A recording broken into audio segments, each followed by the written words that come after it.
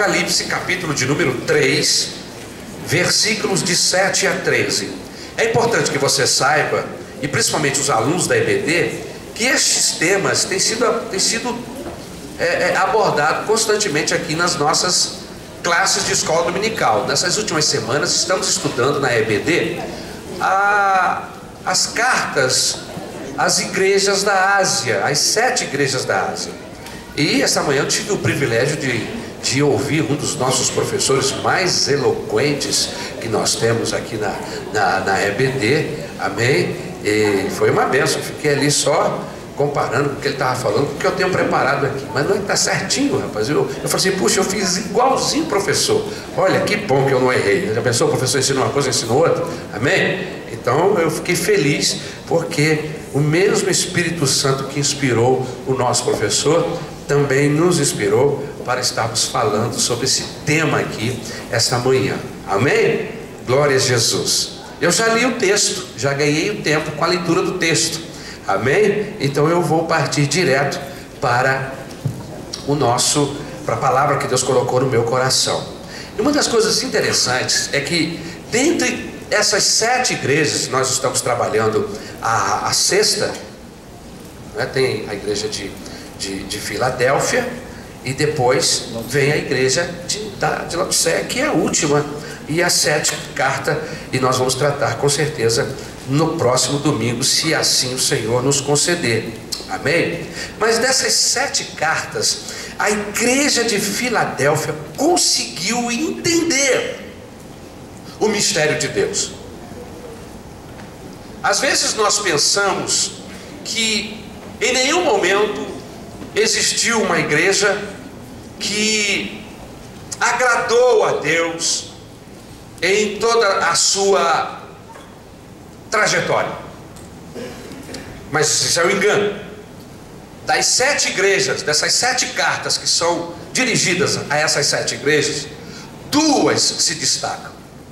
E dessas 2, uma é a igreja de Filadélfia, aonde o Senhor Jesus não exorta, não tem uma palavra disciplinadora forte, como acontece com as demais igrejas. Então nós entendemos, quando lemos o texto de Apocalipse, capítulo de número 3, a partir do versículo 7, que o Senhor Jesus parece que tem algo para dizer a essa igreja, mas não é algo, não é uma briga, ele não está chamando atenção, ele não está ralhando com essa igreja, mas ele está com carinho, com amor, dizendo que ele está satisfeito, que ele está alegre com o procedimento dessa igreja. Mas o que foi que essa igreja fez que agradou ao Senhor Jesus? E a ideia aqui esta manhã é justamente trabalhar isso. Ora, porque se essa igreja agradou ao Senhor, eu quero saber em quê? Porque eu também quero agradar a Jesus. Eu também quero que Ele tenha palavras de consolo, de edificação. É lógico que nós sempre, como seres humanos, precisamos ser exortados na nossa vida. Nós temos essa natureza pecaminosa e nós temos que trabalhar contra ela constantemente. Mas é verdade também que uma vez que a gente consegue, no nome de Jesus, com o auxílio da palavra de Deus e do Espírito Santo, subjugar a carne, subjugar o poder das trevas, a gente consegue agradar o coração de Deus, e com isso há uma ação maior de Deus nas nossas vidas, porque não há nada que o impeça de agir em nós. Então a igreja de Filadélfia, ela entendeu esse mistério de Deus. O que é o mistério, pastor? O que vem a ser o mistério? O que significa essa palavra? Segundo o dicionário e outras fontes que eu busquei, mistério é um conjunto de doutrinas religiosas que só são praticadas ou só podem ser praticadas por pessoas iniciadas. Ou seja, algo que acontece na igreja que só quem entende é quem está dentro. Quem está fora não entende. Por quê? A forma como a igreja atua, a forma como a igreja age, Só quem entende, quem está aqui dentro. Se você isolar qualquer contexto aqui dentro da nossa reunião, isolar do culto e colocar na mídia, seja ela qual for, aquele evento isolado, as pessoas não vão entender. Mas quem estava na reunião, lógico, sentiu Deus, foi abençoado por Deus, porque ele estava na reunião, ele estava em todo o contexto, em todo o processo. Outra coisa interessante sobre mistério é que Paulo diz que há mistérios ocultos que só foram revelados através de Cristo. E a igreja, que é do Senhor Jesus, através do Espírito Santo, alcança esse entendimento. Algo que está obscuro, algo que está fechado, é como uma cortina que está fechada, e quando Jesus revela o que está atrás da cortina, ele abre a cortina, então esse mistério, o que estava escondido é revelado. Amém? Então o mistério é algo que está escondido, e a igreja de Filadélfia, ela conseguiu entender esse mistério. E não apenas ela entendeu, ela percebeu, ela viu. O Senhor Jesus revelou para ela qual é o segredo de agradar a Deus, e ela encarnou esse segredo. Ela abraçou esse segredo, esse mistério de agradar a Deus, e ela alcança, eu não vou dizer aqui em porcentagem, mas ela alcança agradar a Deus, segundo o texto que nós lemos. Ok? Então, mistério é um objeto religioso, dogma impenetrável, né? Por exemplo, Trindade. Quem é que entende perfeitamente este assunto? É um assunto difícil, um assunto profundo, que é preciso gastarmos não apenas 2 ou 3 minutos, mas vários minutos para tentar explicar esse mistério da Trindade, né? O Pai, o Filho e o Espírito Santo são 3, mas ao mesmo tempo são 1. Ora, é um mistério, mas para quem entende não é mais. E a Bíblia Sagrada, o Espírito Santo, nos revela isto. Amém? Louvado seja o nome do Senhor. Mistério é tudo aquilo que a mente humana é incapaz de compreender. Algo que eu explico, mas não consigo terminar a explicação. Como, por exemplo, tentar explicar a existência de Deus. Quem é Deus? A pessoa. Ele existe desde quando? Ele existe sempre. E eu sou finito, eu não consigo, dentro da minha capacidade finita, pensar em alguém que sempre existiu, que não teve começo, porque nós temos começo e infelizmente temos fim. Não é verdade? Nós, seres humanos, já nascemos e começamos a morrer em seguida. Começamos a amadurecer, envelhecemos e, como um fruto, caímos. Não é assim? Mas Deus não, o processo de Deus é diferente. Ele é Deus, Ele sempre existiu, Ele cria e nos criou. Como é que a gente entende isso? Não consigo, é um mistério. Mas um dia nós vamos entender. Um dia estaremos com Ele face a face, e nós então entenderemos esse mistério. Outra coisa, mistério é um segredo que está sendo desvendado. Como por exemplo, o reino de Deus, ele é esse mistério. Nós, quando chegamos, somos novos convertidos, recebemos a Cristo, quando somos apresentados ao reino de Deus, a gente entende muito pouco, ou quase nada. Mas à medida que vamos lendo a Bíblia, à medida que vamos conhecendo Jesus, Deus, através da palavra, através da revelação do Espírito Santo, através das orações, porque quando oramos também é um processo de conhecimento de Deus. Vai passando um dia, vai passando 2 dias, vai passando uma semana, e você deixa de ser novo convertido e passa a ser um convertido maduro. O que significa isso? Os mistérios vão sendo revelados. Aquilo que era oculto, aquilo que você não entendia, você começa a entender através dos processos da própria igreja. E a EBD é um desses processos. Crente que leva a Deus a sério precisa frequentar a escola bíblica dominical. crente que leva Jesus a sério, que quer entrar no céu e ter relacionamento inteiro com Deus, não abre mão de escola bíblica dominical.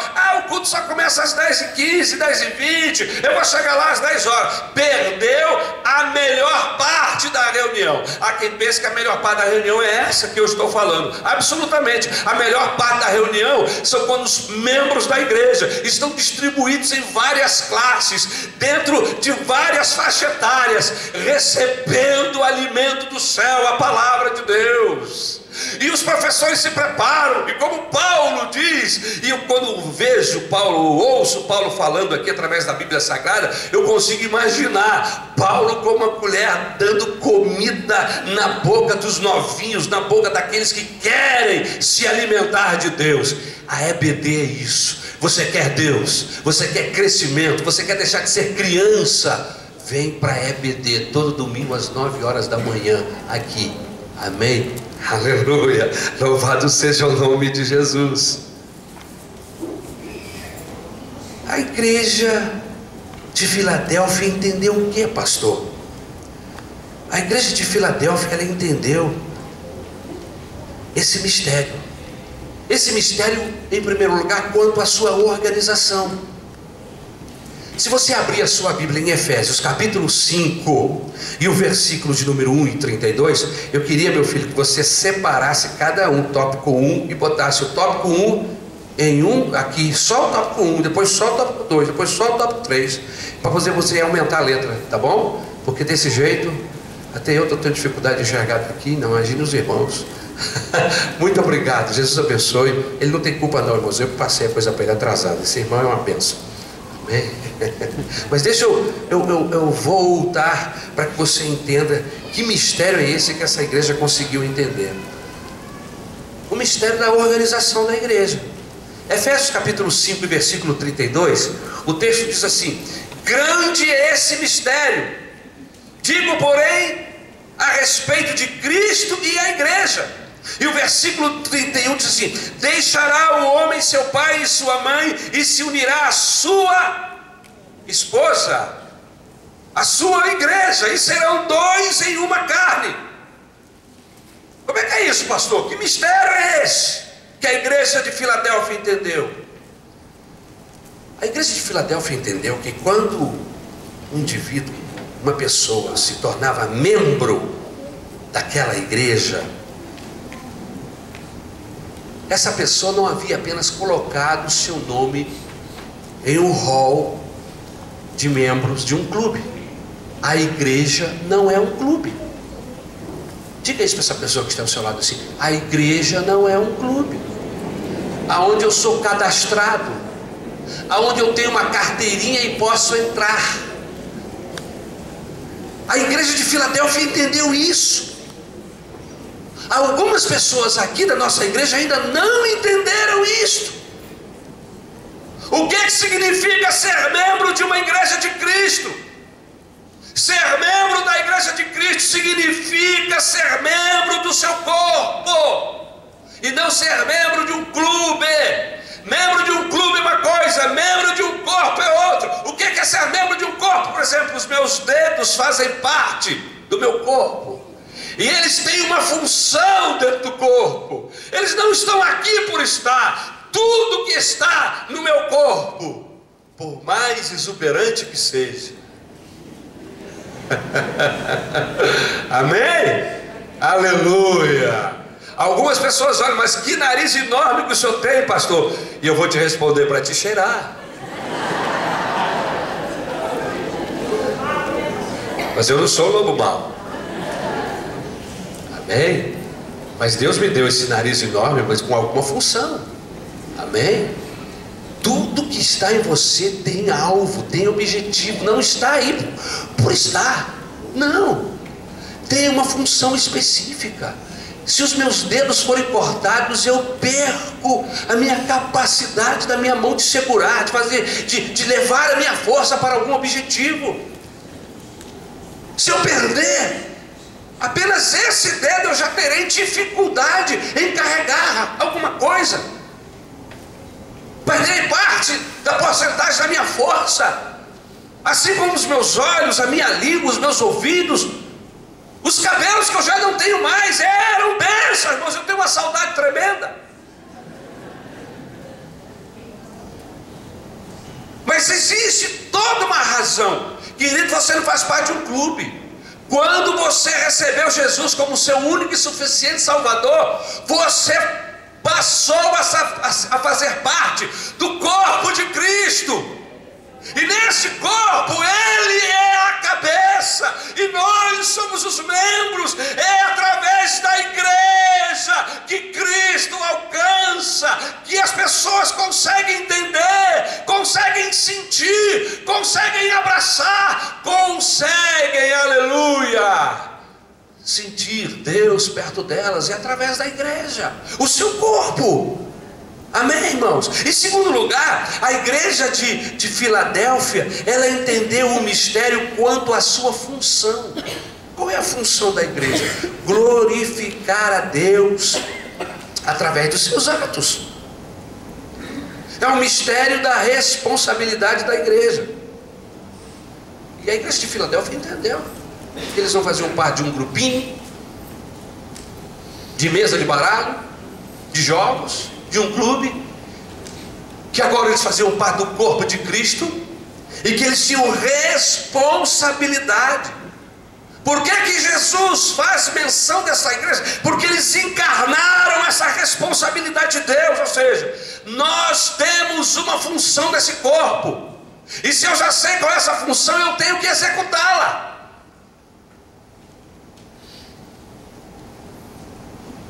Como é que os homens veem Deus? Através da igreja.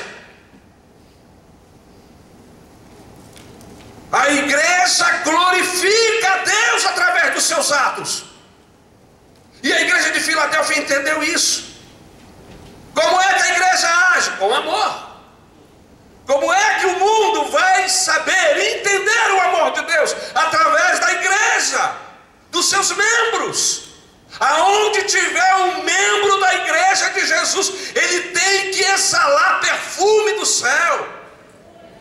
Ele tem que mostrar o amor de Deus nas suas decisões, nos seus relacionamentos, sejam eles relacionamentos familiares, conjugais ou interpessoais, não importa. O amor de Deus tem que ser expressado através das nossas atitudes. Somente assim, irmãos, o mundo, o Rio de Janeiro, Jacarepaguá vai conhecer Deus através da igreja, através de você, através de mim.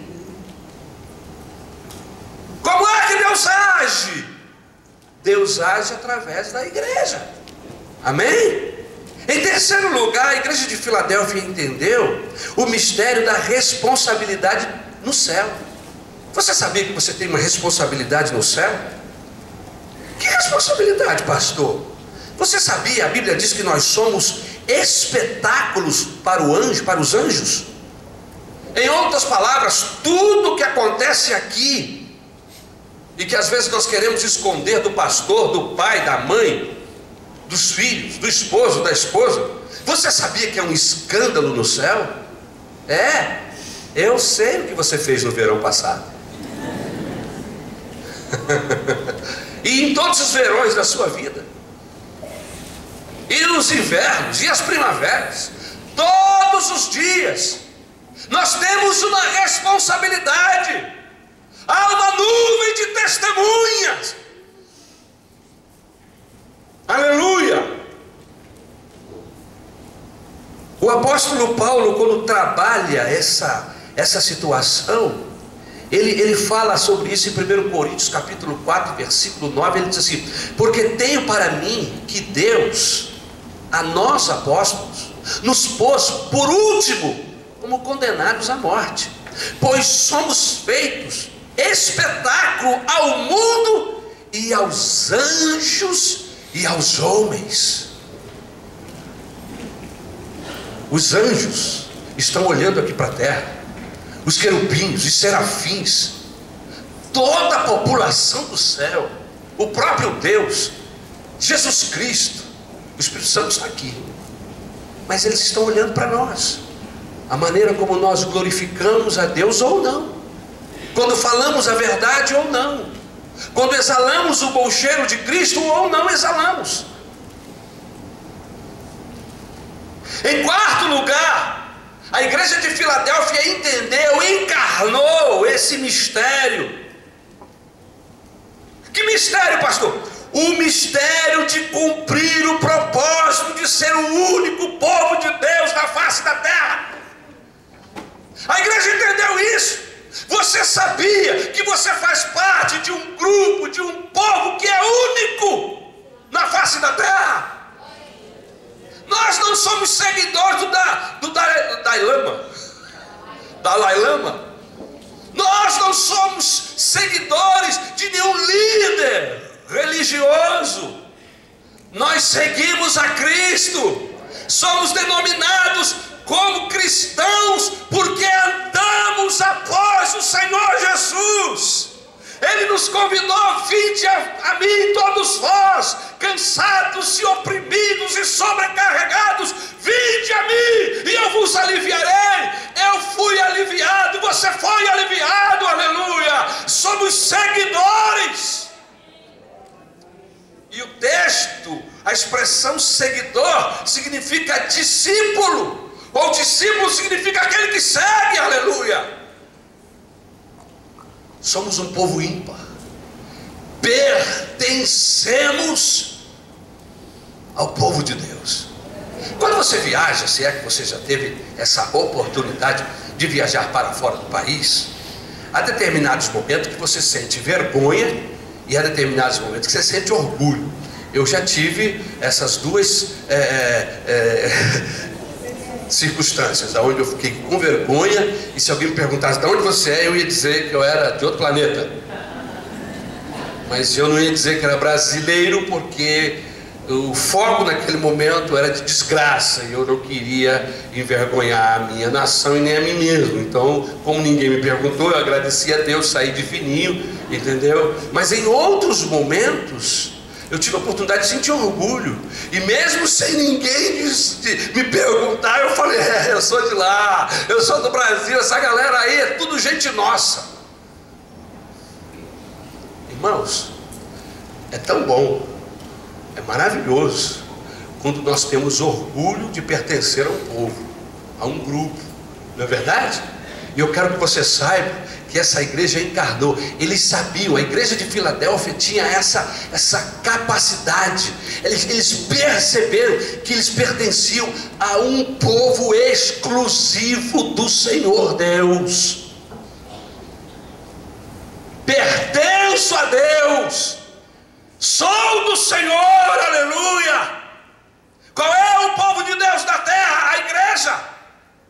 1 Pedro capítulo 2 versículo 9 diz assim: mas vós sois a geração eleita, o sacerdócio real, a nação santa, um povo adquirido, para que, irmãos, anunciais as virtudes daquele que vos chamou das trevas para a sua maravilhosa luz.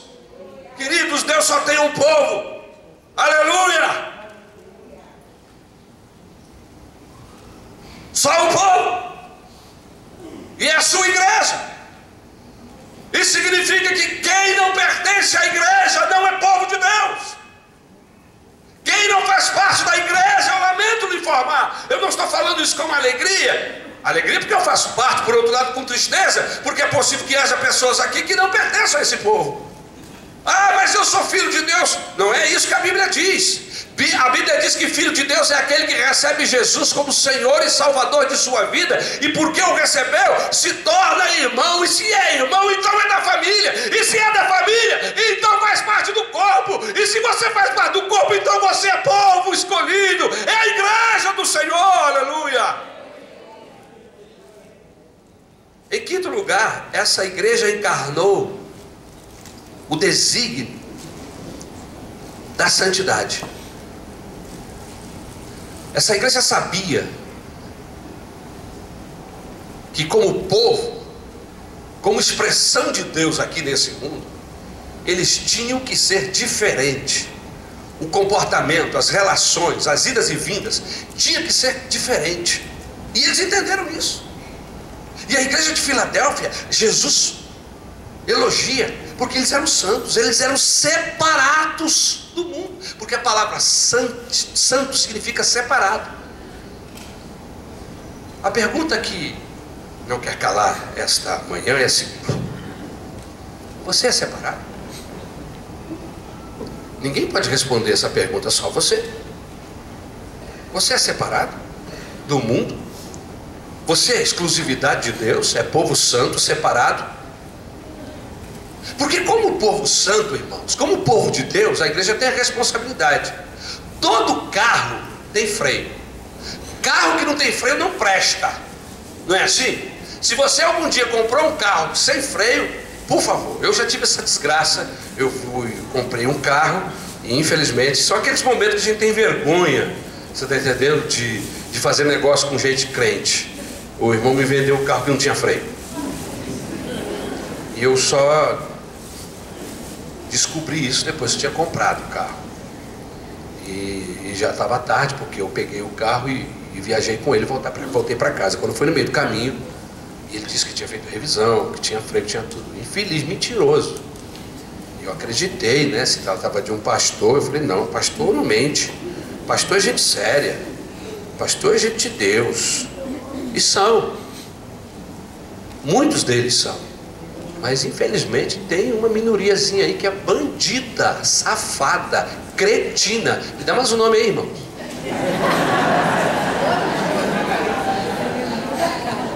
Infelizmente.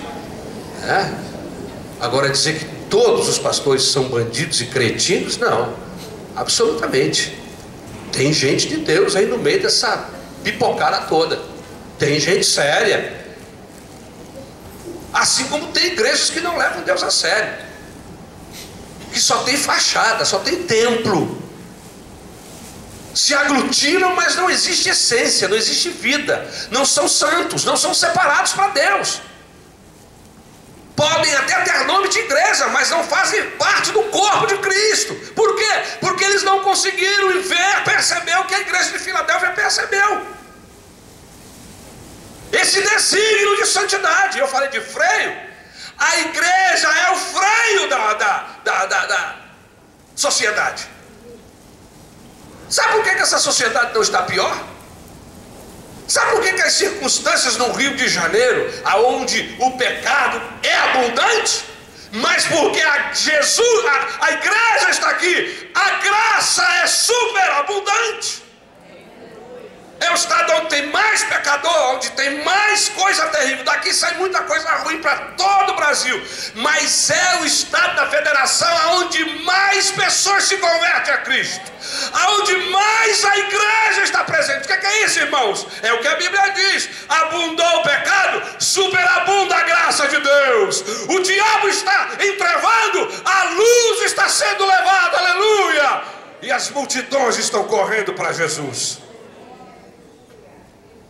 O mundo não está pior, o Rio de Janeiro não está pior, por causa da presença do corpo, da igreja, que é o freio da sociedade, é a régua fiel, aleluia, é a balança da sociedade.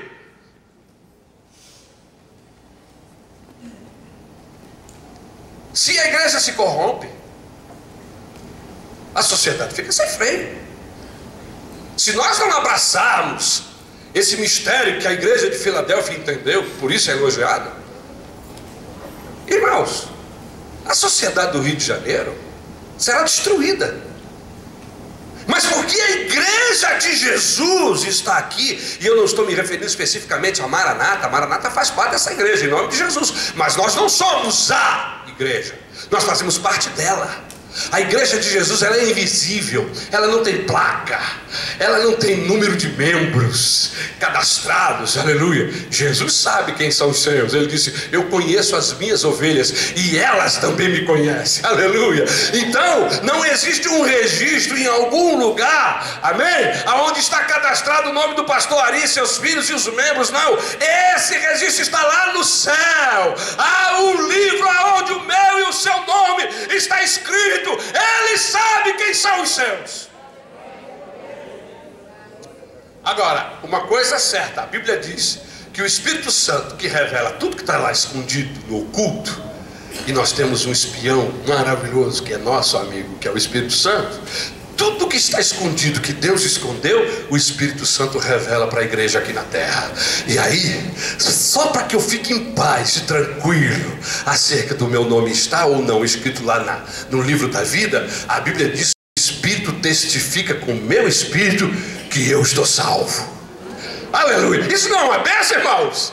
Aleluia! Você já sentiu esse fervor, essa ação do Espírito Santo assim? Fique em paz, você pertence a Jesus. Fique tranquilo, o seu nome está escrito no livro da vida. Queridos, essa convicção você não obtém ela em uma faculdade ou em um seminário, e nem porque você tem um cargo político religioso. Essa convicção de estar salvo, somente aqueles que recebem a Cristo como seu único e suficiente Salvador, aqueles que se derramam diante da cruz.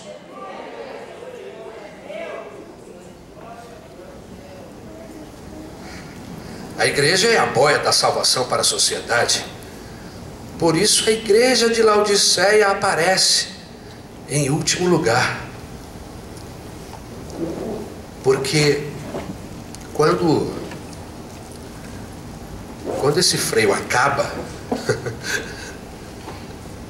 quando essa igreja não cumpre bem o seu papel, aí vem o Apocalipse. Por isso que a igreja de Laodiceia aparece em último lugar. Porque quando ela não age, não encarna esse mistério que a igreja de Filadélfia entendeu e encarnou, vem o Apocalipse sobre a humanidade. Está entendendo o Apocalipse agora? Por que Jesus trata as igrejas? O juízo de Deus começa sempre com a igreja. Não pense você que no dia do juízo Deus vai chamar o Lula em primeiro lugar. Não. Antes de juízo ele traz a igreja. Ele traz o seu corpo para tratar com ele. Porque o seu corpo é a sua expressão aqui na terra. Se esse corpo não cumpre a sua função, então ele tem que tratar. E aí ele trata com as 7 igrejas. E vai tratar com a igreja de Laodiceia semana que vem. Aqui no nosso contexto, é lógico. Amém? Aleluia. Você sabe responder por que Sodoma e Gomorra foram destruídas? As 2 cidades? Você sabe me dizer?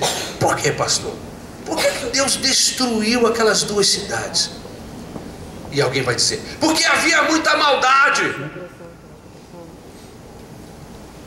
E aí alguém vai dizer, porque não havia justos. Aleluia. E quem respondeu a segunda acertou. Não é porque não havia maldade, porque havia maldade. Maldade sempre houve. Aonde tem um homem caído diante de Deus, haverá maldade.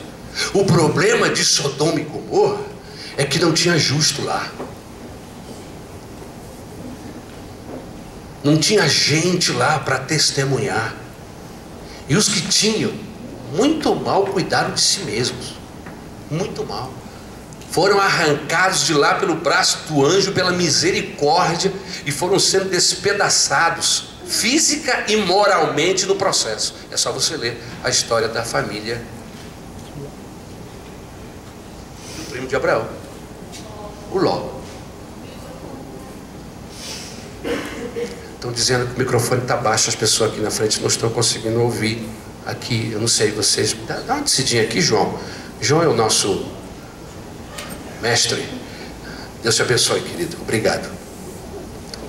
Então, meus queridos irmãos, esses 5 mistérios que a igreja de Filadélfia conseguiu abraçar, entender, encarnar e viver. Por isso agradaram a Deus. Eu vou pular a questão histórica da carta, da cidade, embora no texto você já deve ter notado que o Senhor Jesus sempre se manifesta de uma maneira especial para cada igreja.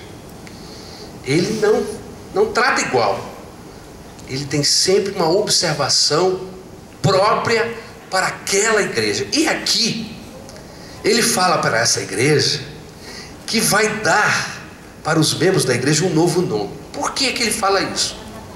Porque a cidade de Filadélfia, a igreja de Filadélfia, Esse nome Filadélfia significa amor fraterno. Essa cidade, ao longo da sua história, ela trocou de nome várias vezes. Essa cidade foi destruída várias vezes por terremotos e foi reconstruída. E cada vez que ela era reconstruída após esses terremotos, ela recebia um novo nome, um nome novo. Como por exemplo, Neo Cesareia, nova cidade de César, Neocoros, a cidade que é zeladora do templo, Nova Atenas. Então, culturalmente, historicamente falando, os moradores daquela cidade já sabiam que aquela cidade, ao longo da história, tinha vários nomes. E aí Jesus pega essa peculiaridade da história da cidade e diz assim: olha, quando vocês estiverem comigo, eu vou dar um novo nome para vocês. Um nome que só eu e você conhecemos. Particularidade, identificação.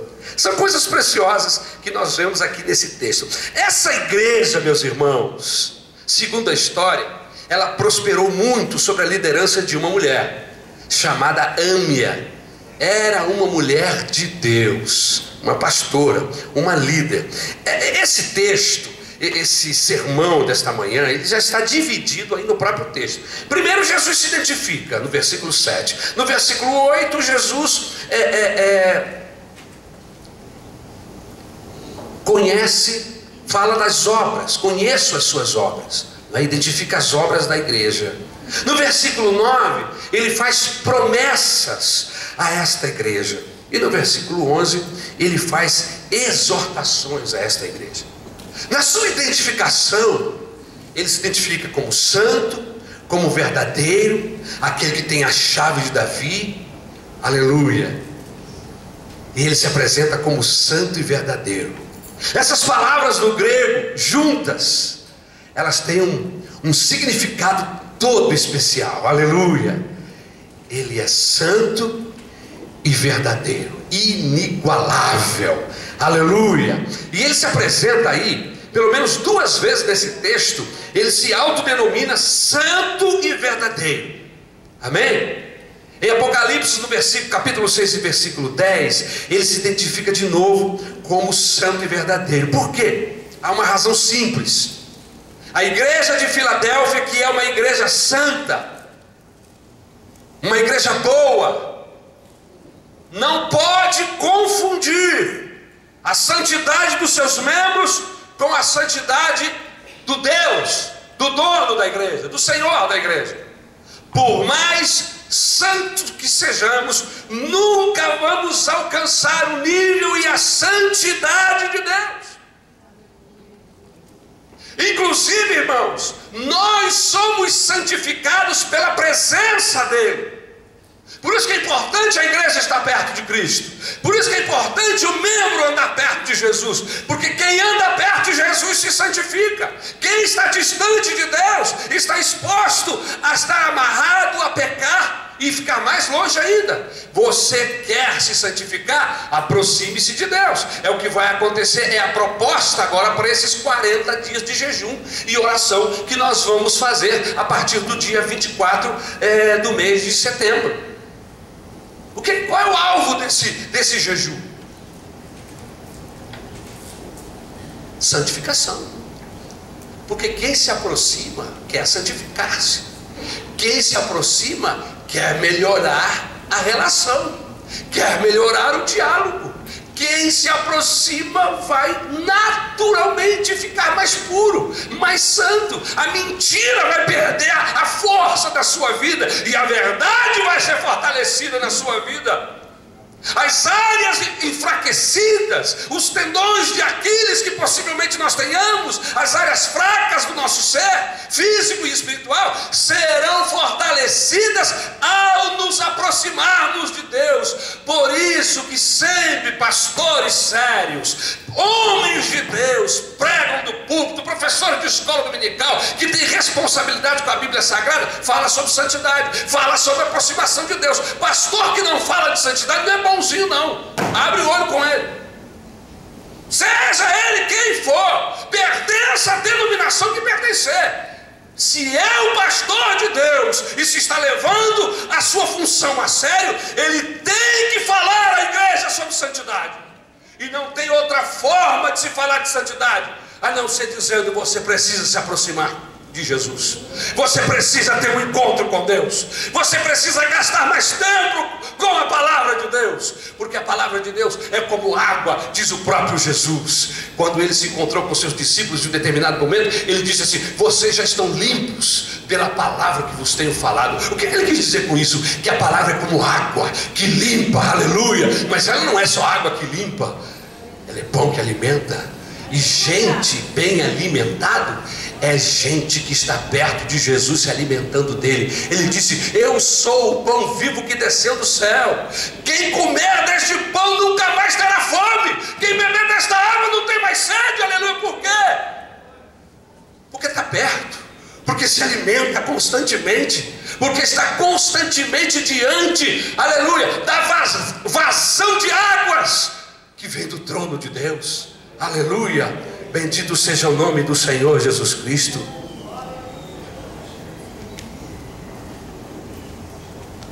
Mas ele se identifica também como aquele que tem a chave de Davi. E eu não vou entrar no contexto histórico, porque o tempo não me permite, mas só para que você saiba do que Jesus está querendo dizer aqui. Eu tenho a chave de Davi. Como toda casa, principalmente palácios reais, como todo quarto de hotel, tem um cofre.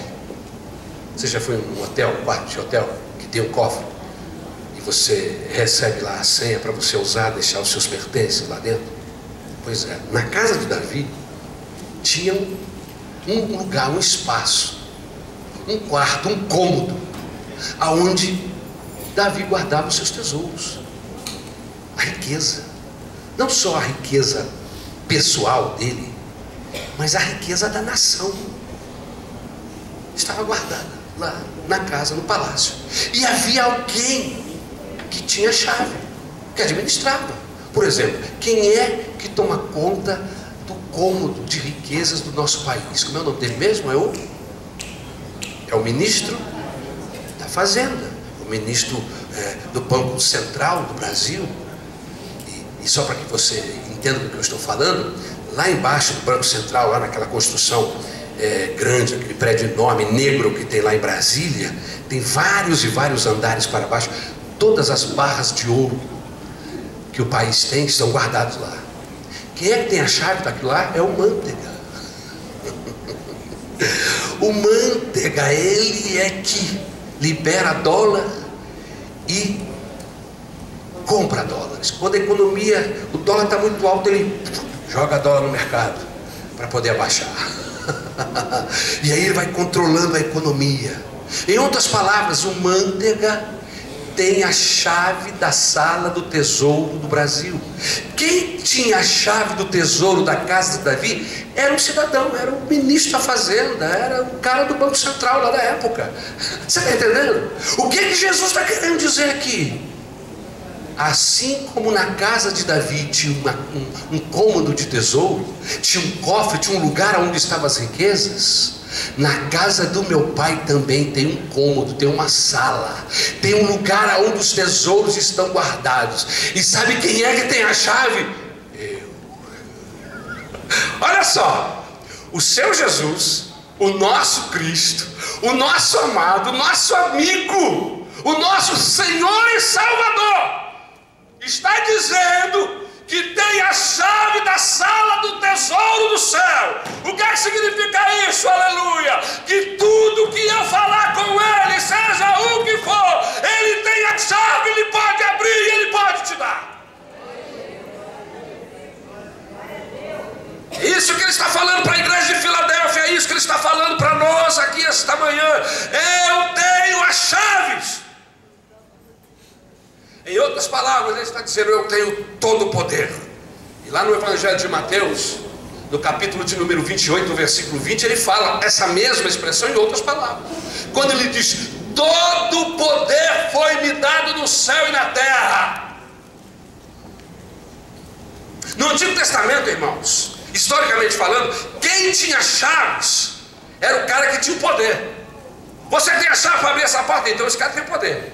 Porque quem anda com chave é que tem poder. Você tem alguma chave aí, irmão?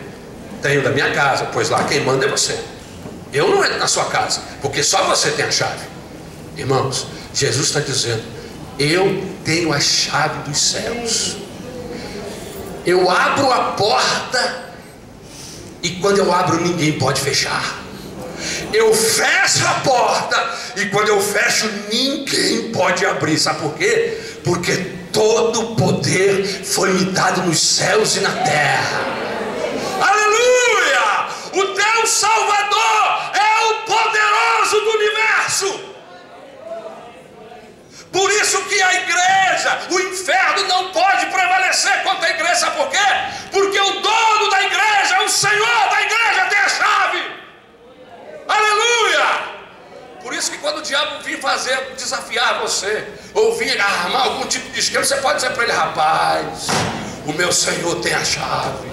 Você não sabe com quem você está falando. O meu Jesus tem a chave, e Ele já abriu essa porta. Essa porta já está aberta. Não é você que vai fechar, Satanás. É isso que Ele está dizendo. Eu tenho a chave de acesso às câmaras do rei. As câmaras do rei estão em minhas mãos. A riqueza do universo não está nas mãos do diabo. As riquezas do universo não estão nas mãos dos macumbeiros, dos espíritas, dos católicos, dos evangélicos. A riqueza do universo está nas mãos da cabeça da igreja, a cabeça do corpo. Aleluia! E se a cabeça pode, então o corpo pode. Aleluia!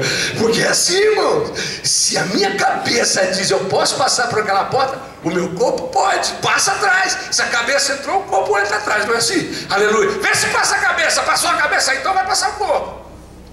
Se a cabeça passa, o corpo passa. Você faz parte desse corpo? Você faz parte desse corpo? Porque a cabeça aqui tem poder, a cabeça aqui tem autoridade. Aleluia! Jesus disse aos seus discípulos: todo o poder foi me dado. Aleluia! E sabe o que ele está fazendo aqui? Ele está conferindo, ele está transmitindo esse poder aos seus discípulos. Que poder é esse, pastor? Que porta é essa? Que autoridade é essa que o Senhor está nos outorgando? Jesus não é apenas o teu Salvador, Ele é muito mais. Ele é o teu Senhor. Isso significa que você está debaixo da sua autoridade. Isso significa que você está debaixo do seu poder. Isso significa que nós estamos debaixo do seu senhorio. Nada pode acontecer a você sem que Ele saiba. Eu sou carimbado pelo Espírito Santo, assim como uma carta selada que tem identidade, tem endereçamento, aleluia. Aquela carta pertence a alguém. Eu fui selado, eu sou de Deus. Você é selado, você é de Deus. E o diabo, a Bíblia diz que o diabo não pode tocar naqueles que são selados. E selo aqui significa propriedade.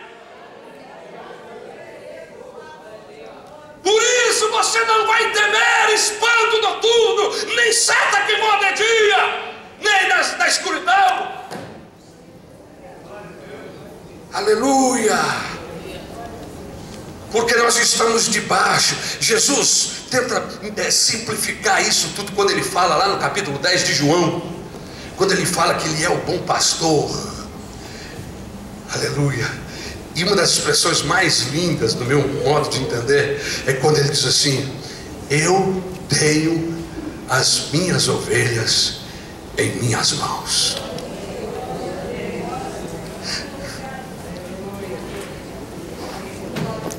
Você sabe que uma das coisas que mais consola o meu coração é isso. Eu não estou nas mãos de Buda, eu não estou nas mãos de Maomé, Eu não estou nas mãos de governos, eu não estou nas mãos de diabos e demônios, eu estou nas mãos do meu pastor. E sabe o que ele diz? Ninguém pode tocar nestas ovelhas. Você é ovelha? Olha que eu estou fazendo essa pergunta toda hora. Você pertence. Eu queria que você fosse sincero. Você é o que eu sou, pastor. Quer dizer, eu acho que sou. Se você acha, você precisa hoje sair daqui com essa certeza. Se você tem dúvida, você precisa sair daqui hoje convencido pelo Espírito Santo. Você precisa ser filho de Deus. Aleluia.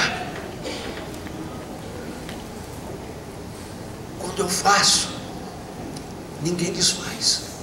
É isso que ele está dizendo. Aleluia. Quando eu desfaço, ninguém pode fazer. A porta que eu fecho, ninguém abre. E aí é interessante, é inteligente da parte dos crentes, desses que fazem parte do corpo, discernir quando é Deus que está fechando uma porta e quando o diabo que está fechando. Porque tem muita gente tentando arrombar a porta que Deus fechou, porque não tem o discernimento, porque não tem a orientação do Espírito Santo, e está dando um murro na porta. O diabo fechou. Eu já vi crente dizendo que o diabo tinha fechado a porta, e depois ele descobriu que aquela porta não foi o diabo que fechou, não, foi Deus. Mas ele estava atribuindo aquela porta fechada ao diabo, porque ele queria fazer o que ele queria, e Deus fechou a porta e não deixou ele fazer. É preciso que tenhamos discernimento, para que saibamos quando é que é Deus que está fechando a porta e quando é que é o inimigo. Porque se o inimigo fechou a porta, irmão, descansa, ela vai abrir. Aleluia! Se é o diabo que fechou sua porta, você pode ficar tranquilo. Nós vamos orar aqui hoje, e aquele que tem a chave vai entrar, porque não tem porta nesse universo que ele não entre. Ele tem a chave. Significa, irmãos, que Jesus tem a bênção que você precisa, a cura que você necessita, a libertação que você tanto almeja. Aleluia! Eu tenho a chave da casa de Davi. Eu tenho entrada, livre acesso aos tesouros de Deus. E aí o apóstolo Paulo, com esse entendimento, ele faz a seguinte pergunta em Romanos capítulo 8. E talvez você não venha entender o texto, porque você não tinha ainda compreensão que está tendo agora. E ele pergunta assim: quem intentará acusações contra os escolhidos de Deus? Quem? Aleluia! Quem? Se é Deus quem justifica, quem é que pode acusar? Não dê ouvidos à acusação do traidor, do bandido, do maligno, das trevas. Se Deus te justificou, você fique sabendo, você está justificado. Ninguém pode imputar pecado sobre você. Mas por quê, pastor? Porque eu estou justificado por aquele que tem a chave, aquele que é o maioral. Aleluia!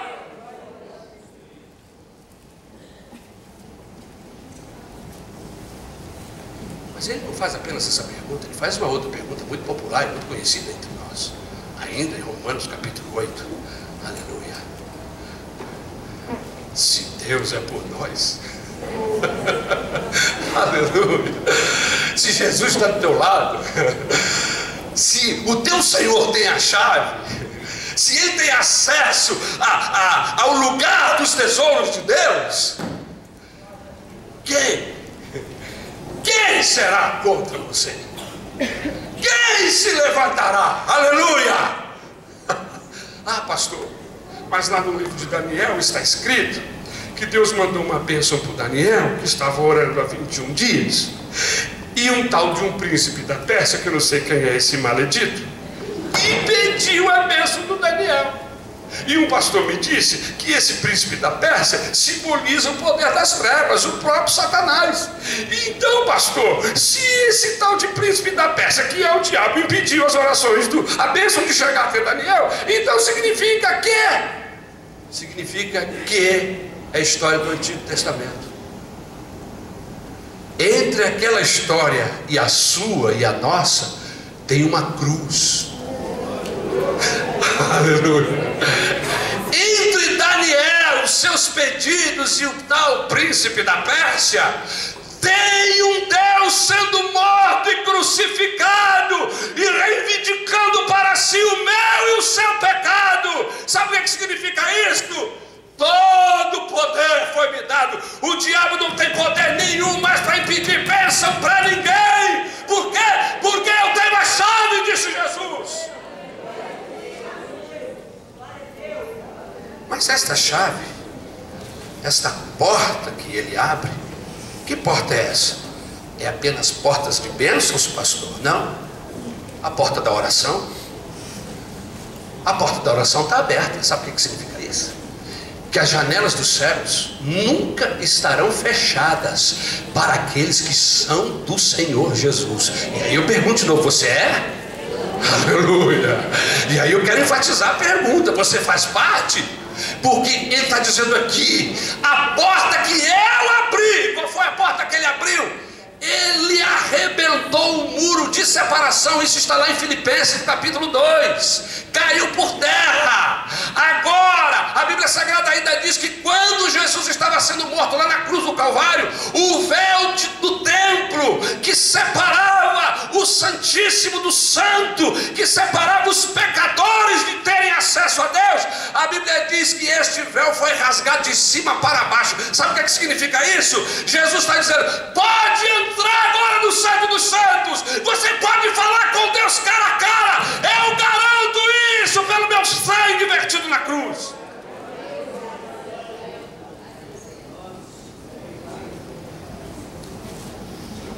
Pode orar.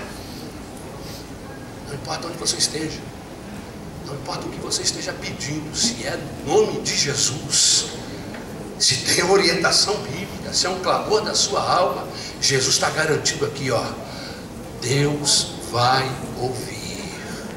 Oração feita em meu nome, Deus vai ouvir. Versículo 8 ele diz assim: eis que diante de ti pus uma porta aberta e ninguém pode fechar. Que porta é essa, pastor? É a porta da palavra.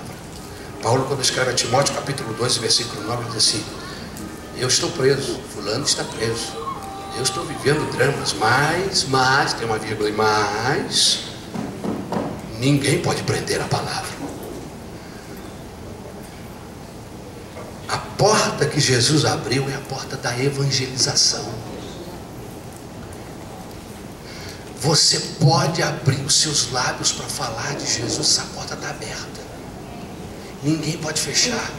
Governos, sofismas, pensamentos, exércitos, ninguém pode fechar essa porta. Se você pertence a esse corpo e se você quer expressar a palavra de Deus, você pode fazer isso sem medo. Nem o diabo, nem os seus ajudadores, os demônios do inferno, ninguém pode deter. É que nem aquele louvor que a gente não canta aqui há muito tempo: ninguém detém, é obra santa.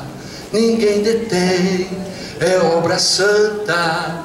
Nem Satã, nem o mundo inteiro pode apagar esse ardor. Ninguém detém, é obra santa. Por quê? Essa obra é do Ari. É isso aí? Não. Se a obra do Ari, vai falir.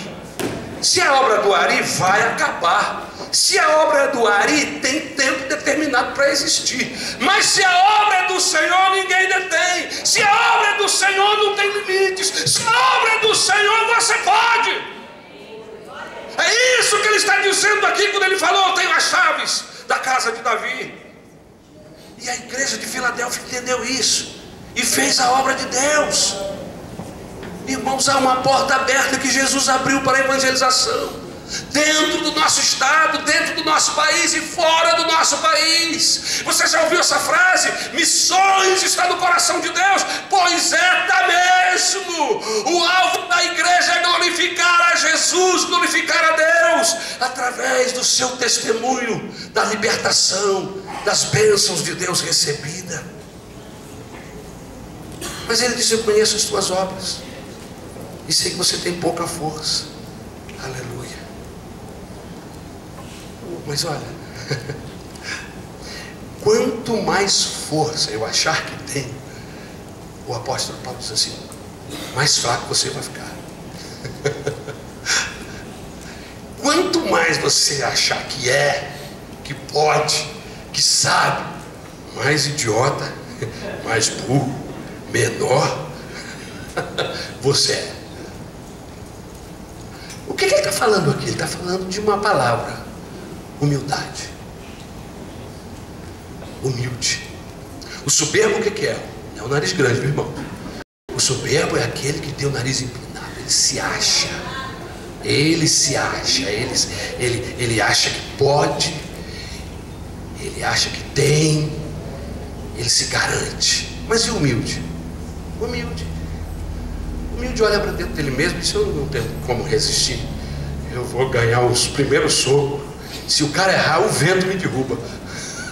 O deslocamento de ar dele passando aqui no meu queixo já vai me cair, vai fazer cair. Por quê? Porque ele entende que ele não tem capacidade nem condição de fazer. Então ele é humilde. De ser, então ele é humilde. De ter, então ele é humilde. Mas Jesus está dizendo que nos deu. E quando ele nos dá, não é para que nós nos achemos poderosos e cheios, até porque o poder nos foi outorgado. Significa que o poder não é nosso, o poder é dele. Então você que gosta de profetizar e gosta até de ser chamado de profeta, eu só queria te dar uma informação: esse dom, essa dádiva que significa presente, aleluia, é do Senhor. Os dons são do Senhor. E os dons são ferramentas de Deus para edificar a igreja. Por isso, gente que fica usando as ferramentas de Deus para edificar outra coisa que não seja a igreja, para edificar a si mesmo, ou edificar pessoas que não tem nada a ver com a igreja, está usando as ferramentas de Deus de forma errada. Dons são ferramentas de Deus para a edificação da igreja. Por isso essas ferramentas têm que ser usadas aqui. Por isso que profecia não pode ficar sendo no ouvido das pessoas. Eu fico de olho em gente que fica profetizando no pé do ouvido das pessoas. Eu não gosto disso. Deus quer te usar? Então abre a boca, irmão. Não tenha medo. Se for de Deus, eu vou dar glória a Jesus. Mas se não for, eu vou cantar um corinho, eu vou fazer um louvor para não te mandar calar a boca. Eu vou dar prosseguir o culto. Sabe por quê, irmãos? Porque profecia tem que ser para a igreja, para todo mundo ouvir. Eu não gosto de profecia de ouvido, porque o cara que profetiza no ouvido, ele está fugindo de algo que é bíblico: o julgamento. A Bíblia diz: um profetiza e os demais julguem.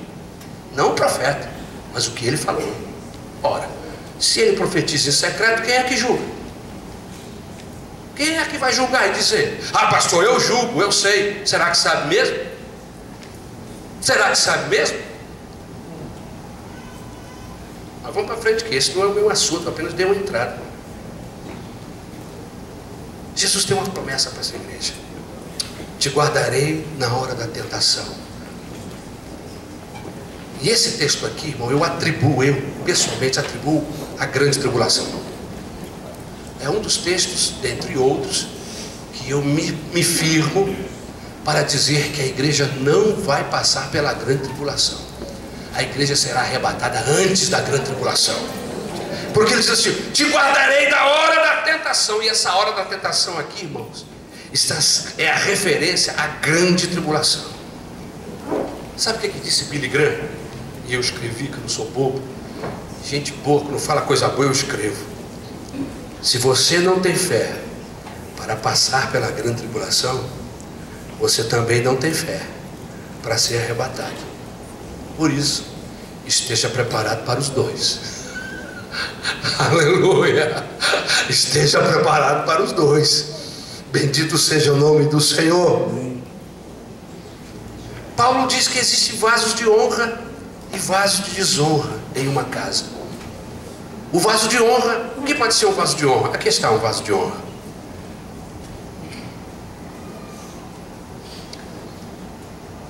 E vaso lá é copo.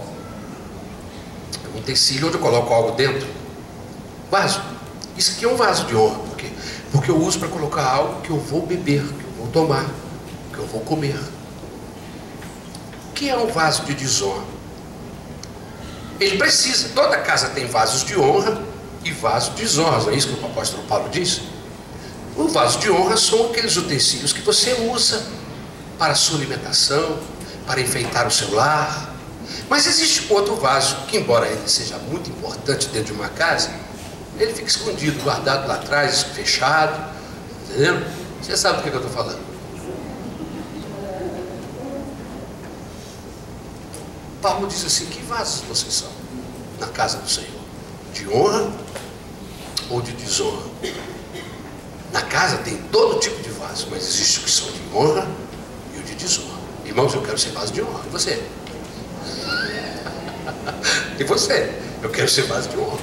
Eu quero ser um vaso que Deus me use, amém, para as coisas da sua glória e do seu louvor, amém, aleluia, bendito seja o nome do Senhor.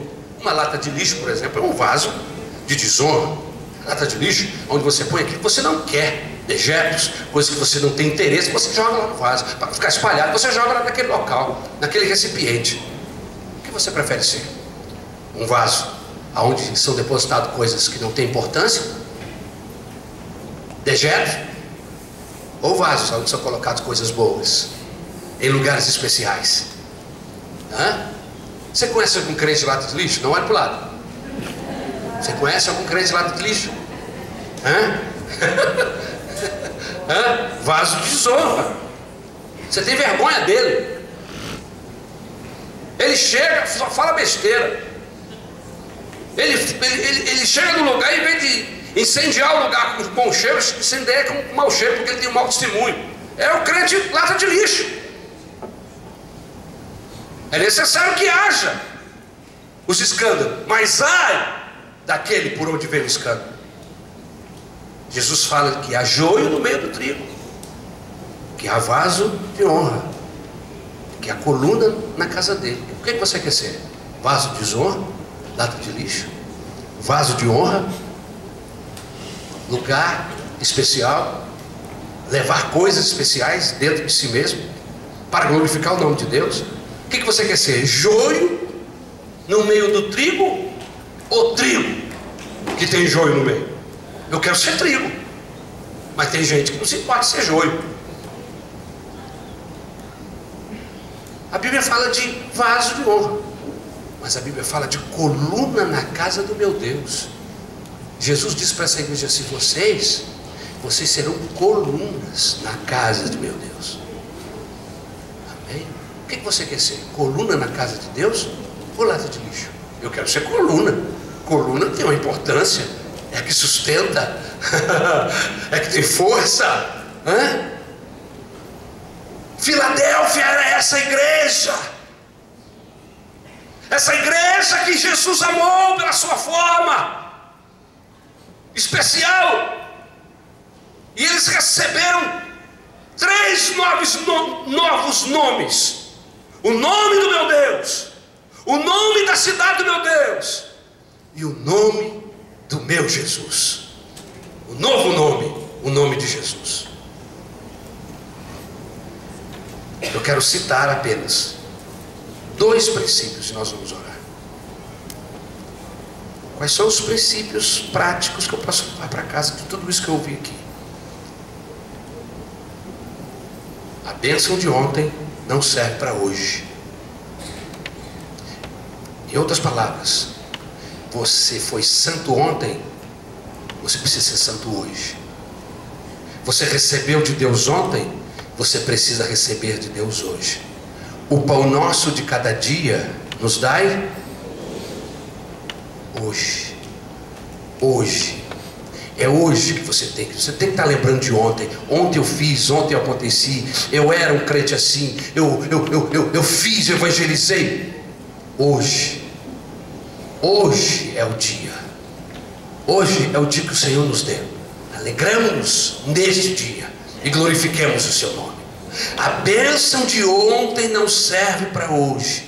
O batismo de 15 anos atrás não serve para hoje. Você precisa ser renovado hoje. Você precisa aproximar-se de Deus hoje. Ontem, pastor, eu era fiel, e hoje? Hoje você precisa ser fiel. Segundo princípio, eu vou terminar. Não há necessidade para ser fiel. Não há necessidade de você achar ou pensar que Deus vai fazer de você um super espiritual. Deus gosta de trabalhar com gente de pouca força. É o que está no texto. E foi o que eu percebi aqui. Pessoas que se garantem, pessoas que se acham. Talvez Deus tenha outro dia, outra mensagem para ela. Mas o que chamou a atenção de Jesus aqui neste texto é que nos chamou a atenção aqui do tratamento de Jesus para essa igreja nesse texto, é que ele diz assim: tendo pouca força, eu sei que vocês têm pouca força, mas contudo guardaste a minha palavra. Em outras palavras, no pouco vocês conseguiram ser fiéis, apesar das inúmeras tentações, apesar de todas as dificuldades, da pouca força de vocês, vocês não entregaram o ouro para o bandido, não traíram o evangelho, não deram as costas para o arado, apesar de todas as circunstâncias contrárias. Com a pouca força que tinham, vocês se mantiveram firmes. Olha que especial, aleluia, aqui no versículo 9, aleluia, versículo de número 9, foi o que eu li? Aleluia, versículo de número 8: conheço suas obras, eis que coloquei diante de você uma porta aberta que ninguém pode fechar. Sei que você tem pouca força, mas guardou a minha palavra e não negou o meu nome, não se acovardou, não me traiu, não desistiu de mim, continuou firme, mesmo cansado, manteve a bandeira nas mãos. E aí ele vem com promessas. Se Jesus estivesse escrevendo essa carta para esta igreja de Jacarepaguá hoje, para quem você acha que essas palavras caberiam? Para você? Para o seu vizinho? Você se identificaria com essas pessoas? Não? Pois o motivo dessa mensagem aqui esta manhã é exatamente essa: para que você se identifique. Se com Deus, e se alegre no Espírito Santo. Mas você pode ter se identificado também com o lamento do Senhor Jesus, com a exortação. Essa palavra de exortação foi para mim. Deus falou comigo essa manhã, pastor falou, ele me exortou, porque eu estou fora. Pastor, de tudo que o Senhor falou, foram poucas as coisas que eu pude me identificar como pertencente a esta igreja de Filadélfia. Uma coisinha ou outra, pastor, eu estou aquém, eu estou muito aquém daquilo que Deus quer para mim. Por isso Deus nos deu essa mensagem esta manhã, porque Ele não quer uma igreja de pessoas aquém, Ele quer um grupo de pessoas que estejam afim, que estejam querendo, que saibam que Ele tem a chave e que entrem por essas portas que Ele abriu. Vamos ficar de pé em nome de Jesus.